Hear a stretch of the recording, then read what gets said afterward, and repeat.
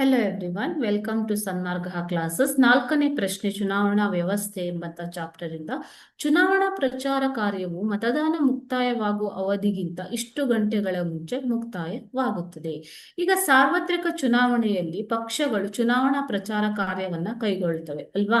So ಚುನಾವಣಾ ಪ್ರಚಾರ ಕಾರ್ಯವು ಒಂದಿಷ್ಟು ನಿರ್ದಿಷ್ಟವಾದ ಅವಧಿಯ ಮುಂಚೆನೆ ಅದು ಮುಕ್ತಾಯವಾಗಬೇಕು ಮಕ್ಕಳೇ. ಅದರ ನಂತರ ಚುನಾವಣಾ ಪ್ರಚಾರವನ್ನ ಮಾಡುವಂತಿಲ್ಲ. ಓಕೆನಾ.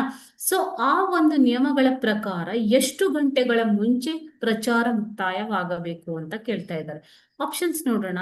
Option A 24, option B 36, option C 48 ಮತ್ತು ಆಪ್ಷನ್ ಡಿ 52. ಓಕೆನಾ. ಇದು ಚುನಾವಣಾ ಪ್ರಕ್ರಿಯೆಯಲ್ಲಿ ಬರುವಂತದ್ದು. ಓಕೆನಾ ಮಕ್ಕಳೇ.